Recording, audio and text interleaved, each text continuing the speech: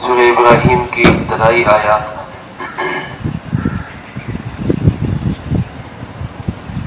الحمدللہ وکفا والسلام علی عبادہ الذین اصطفیٰ، خصوصاً علی سید الرسل وخاتم الانبیاء وعلی آلہ واصحابہ الاتقیاء۔ اما بعد فاعوذ باللہ من الشیطان الرجیم، بسم اللہ الرحمن الرحیم۔ الف لام را، کتاب انزلناہ الیک لتخرج الناس من الظلمات الى النور بإذن ربهم الى صراط العزیز الحمید۔ اللہ الذی لہ ما فی السماوات وما فی الارض وویل للکافرین من عذاب شدید۔ الذین یستحبون الحیاة الدنیا علی الآخرة ویصدون عن سبیل اللہ ویبغونها عوجا، اولئک فی ضلال بعید۔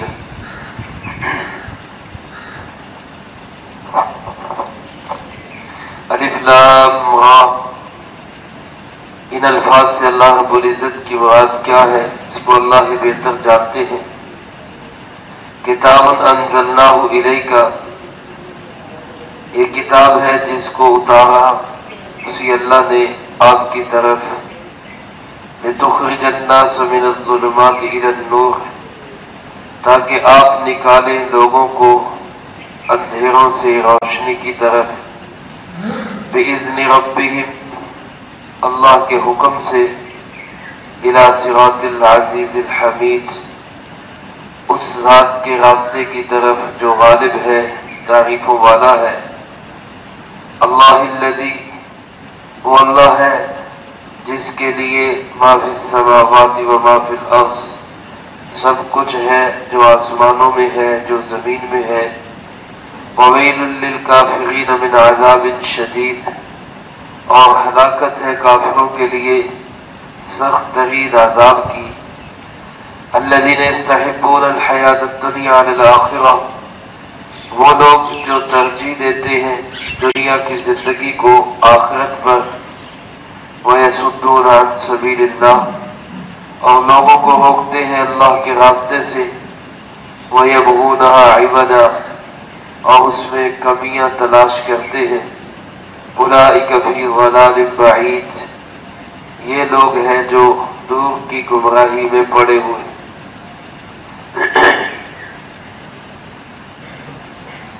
سورۃ مبارکہ کا نام سورۃ ابراہیم ہے۔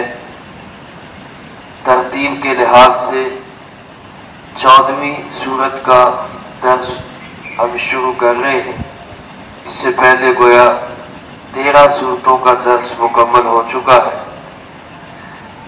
نازل ہونے کے اعتبار سے یہ سورت 72ویں نمبر پہ نازل ہوئی، جیسا کہ اس سے پہلی سورت رات 96ویں نمبر پہ نازل ہوئی تھی، یہ گویا اس سے کچھ پہلے نازل ہوئی۔ 52 آیات اور 7 رکوعوں پر مشتمل یہ سورت ہے۔ اس سورت مبارکہ میں بھی اللہ رب العزت نے زیادہ تر 4 مضامین کو بیان فرمایا ہے جو مکی صورتوں کے اندر بیان کیے جاتے ہیں۔ اس میں سب سے پہلے اللہ رب العزت کی توحید ہے، اللہ ایک ہے، اس کا کوئی ساجی اور شریک نہیں۔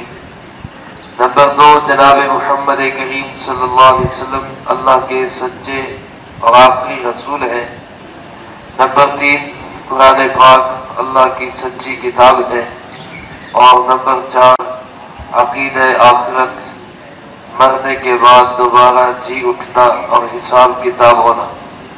اس کے علاوہ اس سورت مبارکہ میں حق اور باطل کی، کلمہ طیبہ اور کلمہ خبیثہ کی ایک مثال بھی اللہ پاک نے بیان فرمائی، اور اسی طرح سابقہ اقوام کا تذکرہ بھی ہے، جس میں بالخصوص حضرت موسیٰ علیہ السلام اور حضرت ابراہیم علیہ السلام کا تذکرہ ہے۔ اسی مناسبت سے سورت مبارکہ کا نام بھی سورت ابراہیم ہے۔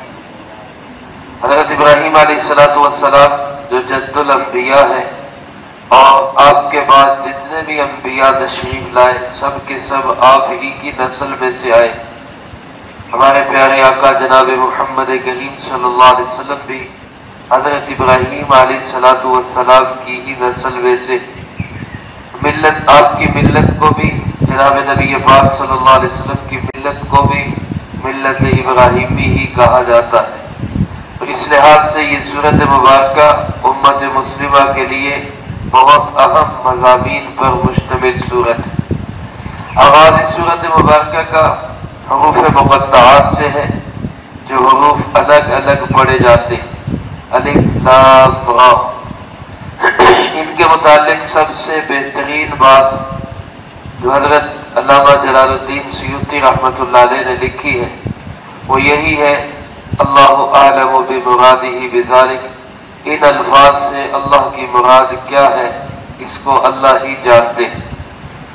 امام ابو حنیفہ رحمۃ اللہ علیہ کے استاد ہیں امام شافعی رحمۃ اللہ علیہ، جنہوں نے تقریباً 500 صحابہ سے علم حاصل کیا، ان سے کسی نے انہی حروف مقطعات کے متعلق سوال کیا تو انہوں نے فرمایا کہ بھائی اس کی تفتیش میں نہ لگو کہ اس کا کیا مطلب ہے، کیا مفہوم ہے، کیونکہ یہ ایک اللہ اور اس کے رسول جناب محمد کریم صلی اللہ علیہ وسلم کے درمیان راز کی بات ہے، اور جب اللہ اس کے رسول صلی اللہ علیہ وسلم نے اس کو نہیں کھولا، صحابہ کرام رضی اللہ تعالی مجمعین نے اس کے متعلق سوال نہیں کیا، تو ہمارا بھی حق نہیں بنتا کہ ہم اس کی تفتیش میں لگیں۔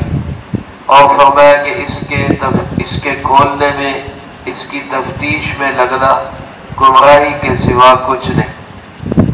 لہذا ان حروف کے متعلق یہی کہا جائے کہ ان سے مراد اللہ کی کیا ہے اللہ بہتر جانتے ہیں۔ غالباً صورتوں کے شروع میں یہ حروف اس لیے بھی لائے جاتے ہیں کہ انسان پہلے اپنی جہالت کا اقرار کرے، پہلے یہ کہے کہ میں کچھ نہیں جانتا، اس کے بعد قرآن کریم کو پڑھے تو قرآن کریم اس کے دل کے بند دروازوں کو کھولے گا، اس کو ہدایت نصیب ہوگی۔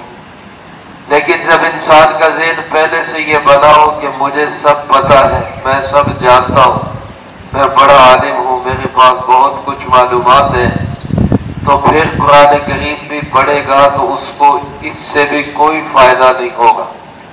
اس لیے عاجزی، طلب، انکساری، محتاج بن کے قرآن کریم کو پڑھنا یہ ہدایت کا ذریعہ ہے۔ اس کے بعد اللہ پاک ارشاد فرماتے ہیں کتاب، یہ عظیم الشان کتاب ہے۔ علماء فرماتے ہیں کہ اس میں جو تنوین ہے کتاب، یہ تنوین اس طرف اشارہ ہے کہ یہ کتاب بڑی ہی عظمت والی کتاب، بڑی ہی عظمت والی کتاب۔ یہ تنوین تعظیم کے لیے ہے، یہ نکرہ تعظیم کے لیے ہے، جس کا مطلب ہے اس کتاب کی شان بڑی ہی اعلیٰ، بہت عمدہ۔ انزلناہ الیک، اس کی شان کی عمدگی یہ ہے کہ ہم نے اس کو اتارا۔ انزلناہ، اللہ فرما رہے ہم نے اس کو اتارا۔ تو جب اللہ عظمت والے ہیں تو اللہ کی نازل کردہ کتاب بھی بڑی عظمت والی ہے۔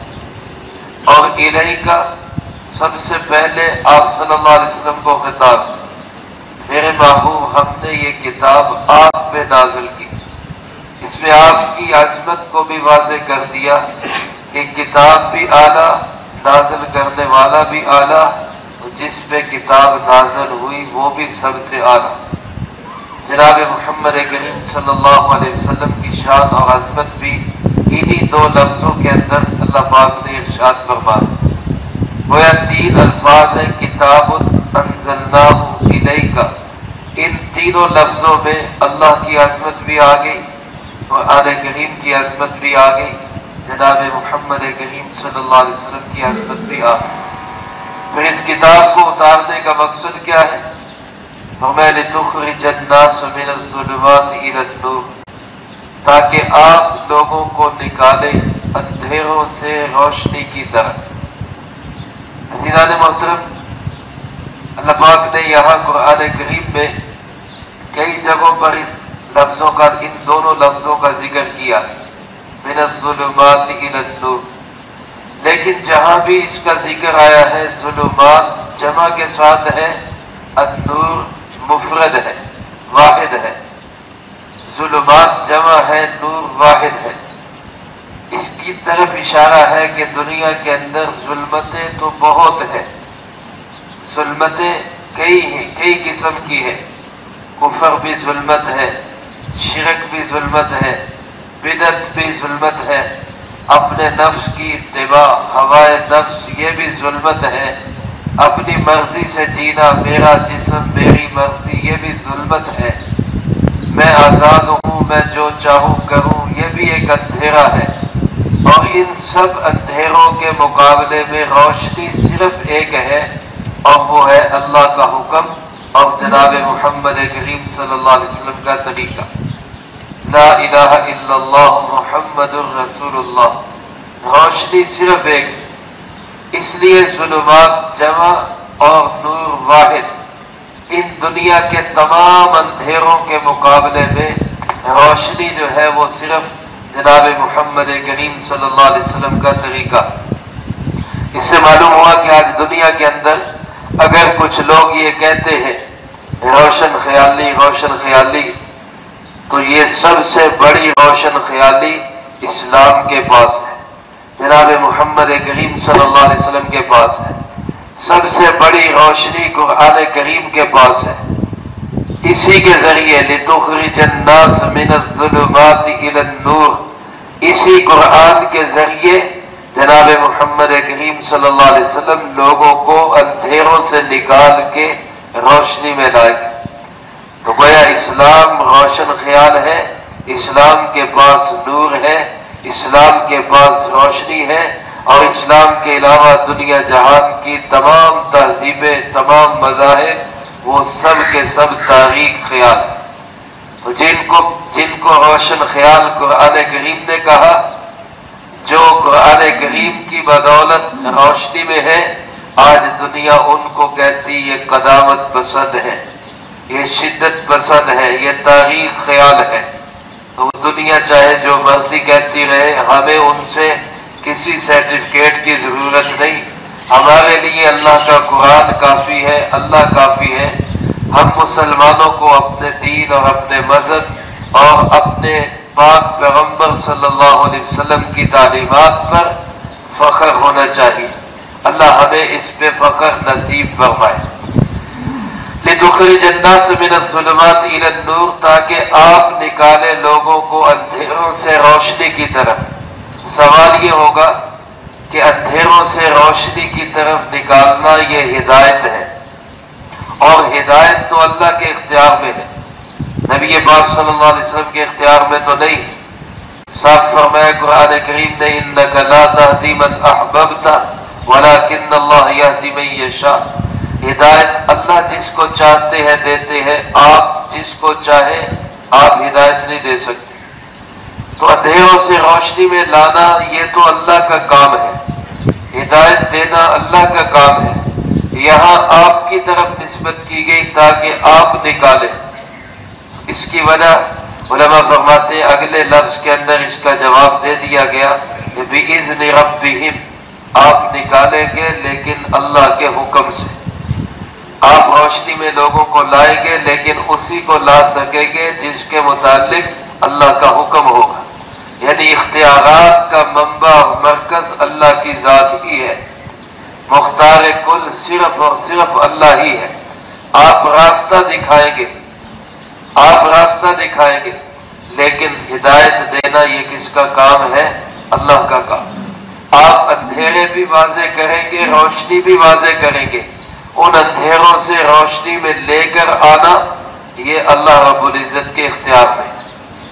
اور میرے عزیز دوستو، اس سے اشارہ اس بات کی طرف بھی ہو گیا کہ قرآن کریم سے کوئی شخص خود نہیں ہدایت پا سکتا جب تک وہ جناب محمد کریم صلی اللہ علیہ وسلم سے قرآن پاک کو نہیں سمجھے گا. اگر صرف آپ کا قرآن پاک کا اترنا کافی ہوتا لوگوں کی ہدایت کے لیے تو اللہ پاک یہاں یوں ارشاد فرماتے، اے لوگوں ہم نے نے آپ کی طرف قرآن اتارا، لوگوں کی طرف قرآن اتارا، تاکہ لوگ قرآن کو پڑھ کے اندھیروں سے روشنی میں آئے۔ یہ نہیں فرمایا، بلکہ فرمایا محمد کریم صلی اللہ علیہ وسلم آپ پہ اتارا ہے، آپ لوگوں کو روشنی میں لائیں، آپ اندھیروں سے نکالیں۔ تو معلوم ہوا کہ قرآن کریم اکیلا کافی نہیں، اس کے ساتھ جناب محمد کریم صلی اللہ علیہ وسلم کی تعلیمات ضروری ہے۔ اس کے بغیر قرآن کریم سمجھ نہیں آ سکتا۔ آج جو فتنہ، بہت سارے لوگ جس فتنے میں مبتلا ہو جاتے ہیں اور وہ کہہ دیتے ہیں کہ جناب حدیث کی کوئی ضرورت نہیں، صرف قرآن کافی ہے، اور نبی پاک صلی اللہ علیہ وسلم کی حیثیت نعوذ باللہ ایک محض ڈاکیے کی ہے، پیغام پہنچایا اور ختم۔ یہ بہت خطرناک بات ہے۔ آپ علیہ الصلوۃ والسلام اتھارٹی ہے، آپ کی تعلیمات حجت ہے۔ جو قرآن کریم میں ہے وہ سمجھ ہی تب آئے گا جب جناب محمد کریم صلی اللہ علیہ وسلم کے ذریعے سے سمجھے۔ فرمایا کہ آپ ان کو نکالے اندھیروں سے روشنی کی طرف اللہ کے حکم سے، بِإِذْنِ رَبِّهِمْ، ان کے پروردگار کی اجازت سے۔ کس طرف لائیں ان کو؟ إِلَى صِرَاطِ الْعَزِيزِ الْحَمِيدِ، اس ذات کے راستے کی طرف جو غالب بھی ہے، تعریفوں والا بھی۔ وہ غالب ہے، وہ تعریفوں والا ہے، یعنی وہ محتاج نہیں، تم اس کے محتاج۔ اس کے راستے پہ آنا تمہاری ضرورت ہے، اس کی ضرورت نہیں ہے۔ تم اگر سارے اس کا راستہ چھوڑ دو گے تو وہ پھر بھی غالب ہے، اس کی حاکمیت میں کوئی فرق نہیں پڑے گا۔ تم سارے اس کا نام لینا بھی چھوڑ دو، اس کی تحمید اور اس کا شکر ادا کرنا بھی چھوڑ دو، تو اس کی تعریفوں میں پھر بھی کوئی کمی نہیں آئے گی، وہ پھر بھی تعریفوں والا ہے۔ صراط العزیز الحمید، اس کے راستے پہ آنا تمہاری ضرورت ہے، اس کی کوئی ضرورت نہیں، اس کا کوئی محتاجگی نہیں۔ تو میرے بھائیوں، قرآن کریم کو ہم محتاج بن کے سنیں، جناب محمد کریم صلی اللہ علیہ وسلم سے تعلق ہم محتاج بن کے جوڑیں، تو پھر اللہ ہمیں اس راستے کی ہدایت نصیب فرمائے۔ اب وہ کون ذات ہے؟ عزیز اور حمید ذات کون ہے؟ فرمایا اللہ، وہ اللہ ہے۔ اللہ وہ ہے، لہو ما فی السماوات و ما فی الارض، آسمان و زمین میں جو کچھ ہے سب اسی کا ہے۔ لہو، لام عربی زبان میں ملکیت کے لیے آتا ہے۔ اللہ بلا شرکت غیر مالک ہے، اس کے مالک ہونے میں کوئی شریک نہیں۔ زمین و آسمان کے ایک تنکے سے لے کر جبرائیل امین علیہ السلام تک، ایک معمولی سی مخلوق سے لے کر بڑے سے بڑے ہاتھی اور ویل مچھلی تک، ساری مخلوقات کا مالک صرف کون ہے؟ اللہ۔ ریت کے ایک ذرے سے لے کر بڑی سے بڑی کہکشاؤں تک، ساری کی ساری کائنات کا مالک حقیقی وہ صرف اور صرف اللہ۔ عزیزان محترم، اللہ نے اپنی قوت بھی بتا دی، اپنی عزت بھی بتا دی، اپنی حمد بھی بتا دی۔ اس اللہ کے ساتھ جو جڑے گا وہی عزت والا بھی ہوگا، تعریفوں والا بھی ہوگا، اور جو اس کے راستے سے کٹے گا، اس سے دور جائے گا، فرمایا وَوَيْلٌ لِّلْكَافِرِينَ مِنْ عَذَابٍ شَدِيدٍ، ایسے کافروں کے لیے سخت ترین عذاب کی ہلاکت۔ ویل عربی زبان کے اندر ہلاکت و بربادی کو بھی کہتے ہیں، اور بعض علماء فرماتے ہیں جہنم کی ایک مخصوص وادی کا نام بھی ویل ہے، یعنی کافروں کو اس خاص وادی کے اندر رکھا جائے۔ اب کافر کون ہے؟ اللہ پاک نے ان کی 3 بری خصلتیں بیان کی۔ علماء نے لکھا ہے کہ یہ 3 بری خصلتیں اصل میں تو کافروں کی ہیں، لیکن اگر مسلمانوں میں بھی پائی جائیں تو ان کو بھی اپنے ایمان کی فکر کرنی چاہیے۔ پہلی خصلت کیا ہے؟ الذین یستحبون الحیات الدنیا علی الآخرہ۔ کافروں کی پہلی خصلت یہ ہے کہ وہ دنیا کو پہلے نمبر پہ رکھتے ہیں، آخرت کو دوسرے نمبر پہ رکھتے ہیں۔ یستحبون الحیات الدنیا، دنیا کی زندگی سے محبت کرتے ہیں آخرت کو چھوڑ کر۔ یاد رکھیں میرے عزیز دوستوں ہم مسلمان ہیں، ہمارا مقصود حیات آخرت ہونی چاہیے، دنیا نہیں۔ دنیا عارضی زندگی ہے، فانی زندگی ہے، ناپائیدار زندگی ہے، ختم ہو جانے والی زندگی ہے۔ یہاں کی خوشی بھی عارضی، یہاں کا غم بھی عارضی، یہاں کا بیمار بھی عارضی ہے، یہاں کا تندرست بھی عارضی، یہاں کا بادشاہ بھی کچھ دن کے لیے ہے، یہاں کا فقیر بھی کچھ دن کے لیے ہے۔ اس کے مقابلے میں والآخرۃ خیر لمن اتقی، آخرت بہت بہترین ہے ان لوگوں کے لیے جو پرہیزگار۔ جناب نبی پاک صلی اللہ علیہ وسلم کی دعا ہے، آپ فرمایا کرتے تھے اللہم لا تجعل الدنیا اکبر ہمنا، اے اللہ دنیا کو میرا بڑا مقصد نہ بنانا، اے اللہ دنیا کو میرا ٹارگٹ نہ بنانا، اے اللہ دنیا کو میرا مطمع نظر اور مقصود حیات نہ بنا دینا۔ اور اللہ رب العزت ارشاد فرماتے ہیں من جعل الہموم ہما واحدا ہم آخرتہ، آپ صلی اللہ علیہ وسلم نے ارشاد فرمایا کہ جو شخص اپنے سارے غموں کو چھوڑ کر ایک غم بنا لے اور وہ آخرت کا غم، ساری فکریں دنیا کی چھوڑ دے، دنیا کے سارے غم بھول جائے، آخرت کے غم کو، آخرت کی فکر کو اپنی فکر بنا لے، تو فرمایا کفاہ اللہ ہم دنیاہ، اللہ اس کے دنیا کے سارے کاموں کے لیے کافی ہو جاتا ہے، ساری فکروں کے لیے اللہ کافی ہو جاتا ہے۔ لیکن فرمایا جس نے دنیا کو ہی اپنا اوڑھنا بچھونا بنا لیا، کھانا کمانا اسی کو ہی اپنی زندگی کا ٹارگٹ بنا لیا، تو اللہ پھر اس میں ایسا الجھا دیتا ہے اس کو کہ اس کو اللہ کی طرف آنے کا بھی ٹائم نہیں ملتا، اللہ کے گھر میں آنے کا بھی وقت نہیں ملتا، نماز میں کھڑے ہونے کا بھی وقت اس کو نہیں ملتا۔ تو یہ کافروں کی خصلت تھی جو بدقسمتی سے آج ہم مسلمانوں میں آ گئی کہ دنیا کو پہلے نمبر پہ رکھ لیا، آخرت کو دوسرے نمبر پہ دھکیل دی۔ حالانکہ ہم مسلمانوں کو چاہیے کہ ہم آخرت کو پہلے نمبر پہ رکھیں، دنیا کو سیکنڈ پوزیشن پہ رکھیں، مل جائے ٹھیک ہے، نہ ملے تو نہ۔ تو اس خصلت کو اللہ نے کافروں کی خصلت بیان کی ہے۔ دوسری خصلت فرمایا وَيَصُدُّونَ عَن سَبِيلِ اللَّهِ، کافر خود تو اللہ کے راستے سے ہٹے ہوئے، دوسروں کو بھی اللہ کے راستے سے روکتے، دوسروں کو بھی روکتے۔